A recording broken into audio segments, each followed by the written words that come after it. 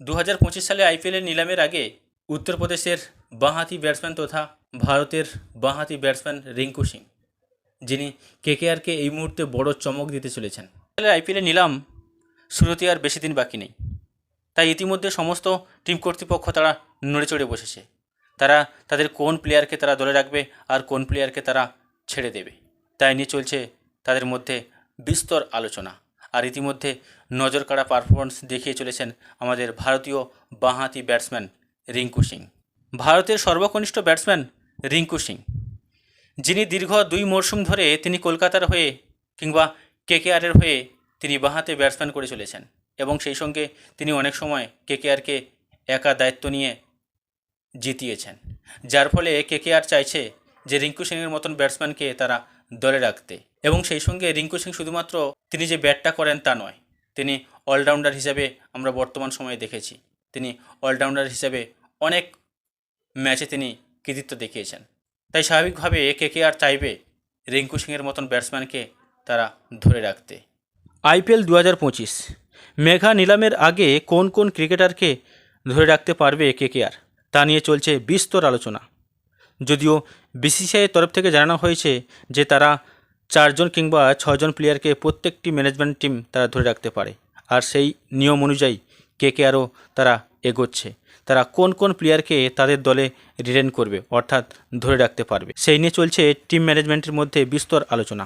তবে KKR team management অবশ্যই চাইবে রিঙ্কু সিংয়ের মতন একজন বাঁহাতি, সেই সঙ্গে একজন অলরাউন্ডার প্লেয়ার রিঙ্কু সিংকে তারা টিমে রাখতে।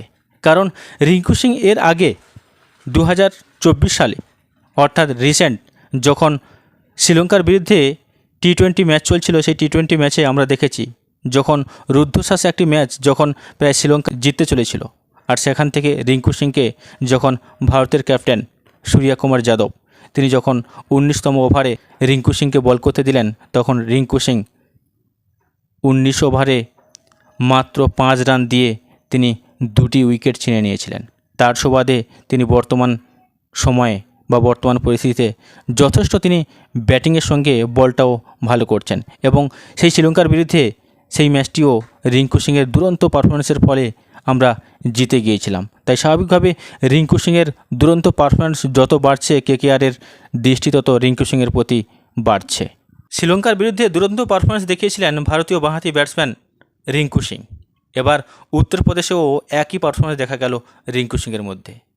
উত্তরপ্রদেশের টি-20 লিগে আরও একবার দেখা গেল বোলার রিঙ্কু সিংকে।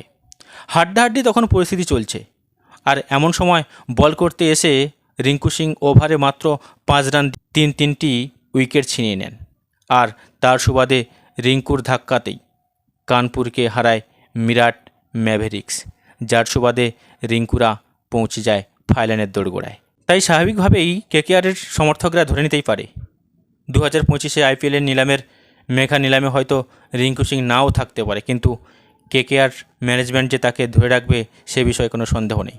কারণ রিঙ্কু সিং একের পর এক যেভাবে পারফরমেন্স দেখেছে টি-20 ম্যাচগুলোতে, তাই স্বাভাবিকভাবে কেকেআর ম্যানেজমেন্ট টিম রিঙ্কু সিংয়ের মতন একজন অলরাউন্ডার প্লেয়ারকে তারা ধরে রাখতে মরিয়া হয়ে থাকবে। অবশ্য সেদিকে তো আমাদের নজর থাকবে, কিন্তু আমাদের বাঁহাতি ব্যাটসম্যান রিঙ্কু সিং তিনি কি কেকেআরের হয়ে আবার মাঠে লড়বেন নাকি অন্য কোনো টিমের সঙ্গে তিনি নিলামে উঠতে যাবেন, সে বিষয়ে অবশ্য আমাদের নজর থাকবে। তবে রিঙ্কু সিংকে যদি কোনোভাবে কেকেআর ম্যানেজমেন্ট ধরে রাখতে পারে, তবে রিঙ্কু সিং গুরু দায়িত্ব পালন করতে পারে বলে প্রত্যেকেরই ধারণা রয়েছে।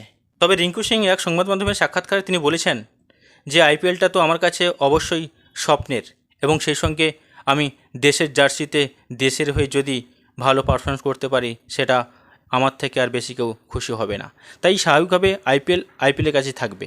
তবে এই আইপিএলের মঞ্চ থেকে রিঙ্কু সিংয়ের অনেক স্বপ্ন পূরণ হয়েছে, তাই স্বাভাবিকভাবে রিঙ্কু সিং এই আইপিএলে কেকেআরের হয়ে তিনি কেকেআরের টিমেই বড় দায়িত্ব পালন করবে বলে আমাদের ধারণা, এবং এখান থেকেই তিনি কেকেআর থেকেই তিনি আজ দেশের জার্সিতে তিনি নিজেকে প্রতিষ্ঠিত করেছেন। তাই স্বাভাবিকভাবে কেকেআর দল ছাড়ার রিঙ্কু সিংয়ের কোনো প্রশ্নই ওঠে না, কিংবা ম্যানেজমেন্ট স্টাফও চাইবে রিঙ্কু সিংয়ের মতন একজন অলরাউন্ডার প্লেয়ারকে তারা তাদের টিমে রাখতে।